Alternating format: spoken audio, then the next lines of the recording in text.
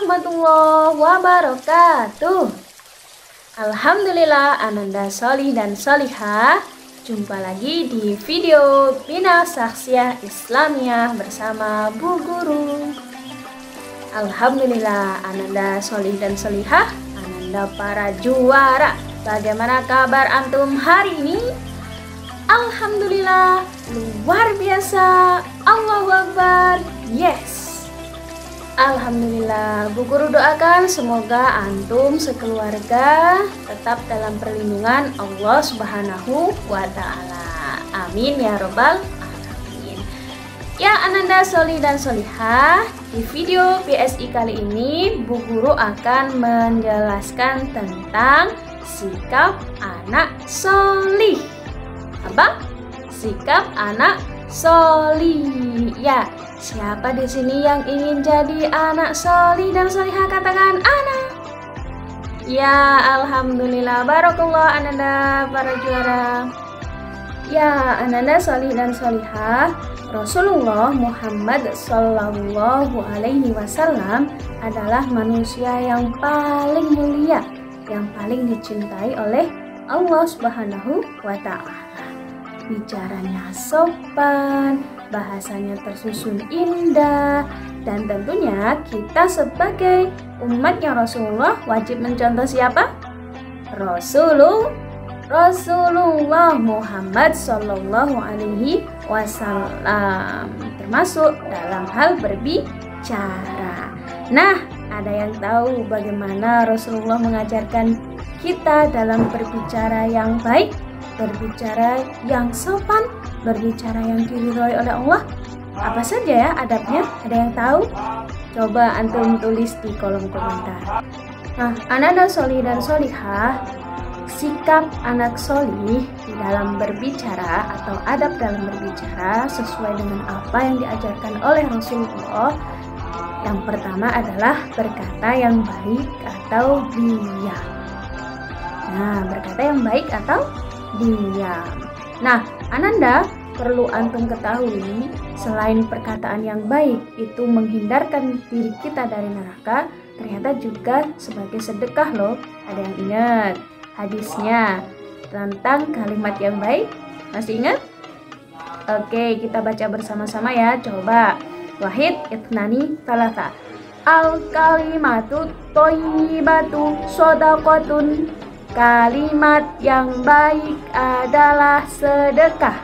Hadis riwayat Bukhari. Alhamdulillah. Ya, adab dalam berbicara ya yang harus dipahami, harus dilakukan, harus diamalkan oleh anak muslim, anak yang solih adalah berkata yang baik atau diam. Karena perkataan yang baik itu tadi ya sebagai sedekah. Antum mengatakan, mengucapkan yang baik, dapat ya pahala sedekah dari Allah Subhanahu wa Ta'ala. Tapi kalau antum berkata yang buruk, kira-kira Allah ridho dah?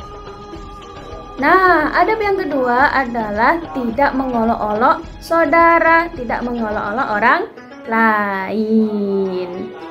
Contohnya mengolok-olok itu gimana Bu Guru? Contoh misalnya mengata-ngatai temennya, membuli dengan perkataan, ya itu tidak boleh di dalam Islam.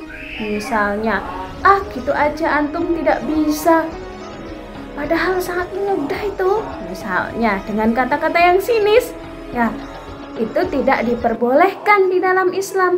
Harusnya kalau ada teman yang tidak bisa, ya antum motivasi, ayo antum pasti bisa, dengan kata-kata tadi ya, dengan tidak mengolok-olok teman yang lain. Atau misalnya mengolok-olok yang lain, ih gambaran antum jelek sekali misalnya. Atau yang lain, pakaian antum kusut sekali, lusuh sekali. Naudzubillahi min dzalik, itu termasuk kata-kata atau perkataan yang tidak diridhoi oleh Allah, yang sangat dibenci oleh Rasulullah. Kenapa Bu Guru kok kita nggak boleh mengolok-olok ya saudara sesama saudara atau mengolok-olok orang lain? Karena Ananda solih dan solihah, kata Rasulullah, umat muslim ya, kita itu adalah saudara. Umat muslim itu bagaikan satu tubuh. Coba antum bayangkan, umat muslim bagaikan satu tubuh. Kalau ada muslim lain yang sakit, maka ya tubuh kita juga akan merasakan sakit karena satu tubuh ya. Bagian antara yang lain itu berhubungan. Sama seperti ketika antum mengolok-olok saudara antum tadi ya, maka antum seperti mengolok-olok diri antum sendiri. Coba antum bayangkan, kalau antum dihina, diolok-olok, kira-kira mau tidak? Sakit tidak? Ya, enak tidak kalau diolok-olok, dapat olok-olok, dapat bullying dari teman-teman atau dari saudara?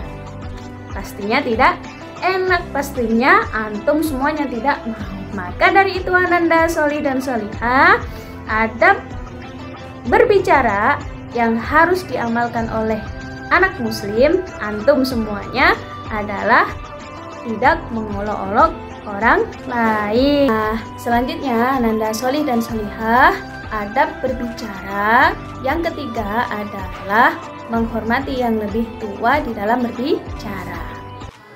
Maksudnya gimana Bu Guru? Ya, ketika antum berbicara kepada orang yang lebih tua, misalnya kepada ayah bunda, kepada Bu Guru, kepada Pak Guru, atau kepada teman-teman lain yang lebih tua, kepada kakak misalnya, kepada mbak misalnya, maka antum harus berbicara yang baik, yang sopan, dan tidak meninggikan suara ketika berbicara kepada mereka. Misalnya ketika antum dipanggil oleh bunda, misalnya, Fulan, tolong bantu bunda le, misalnya. Antum kemudian menjawab, bunda, apa sih bunda? Ana lagi sibuk-sibuk main game ini, misalnya. Astagfirullah gitu ya, padahal yang memanggil ya, yang mengajak bicara adalah bunda antum. Maka harus menjaga, harus datang ke bundanya. Kemudian bicaranya tidak boleh dengan nada yang tinggi, harus merendahkan suara. Atau kepada yang lainnya ketika antum sedang berbicara kepada yang lebih tua. Dan satu hal lagi anak-anak, ya, ketika antum misalnya berbicara entah di WA ataukah langsung berbicara kepada bapak dan ibu guru, maka adabnya adalah jangan memotong pembicaraan bapak dan ibu guru yang sedang menyampaikan, misalnya menyampaikan materi atau menasehati antum. Tunggu dulu ya, bapak guru menyelesaikan pembicaraannya, baru antum misalnya hendak bertanya. Nah, ini adalah adabnya sesuai apa yang diajarkan oleh Rasulullah Muhammad SAW. Nah, itulah ananda soli dan solihah, 3 sikap yang harus diamalkan oleh antum semuanya dalam berbicara. Oke, dari sini apakah antum siap menjadi anak soli dan solihah? Katakan ana. Alhamdulillah. Apakah antum siap mengamalkan adab dalam berbicara sesuai dengan yang diajarkan oleh Rasulullah? Siap, alhamdulillah. Takbir, Allahu Akbar.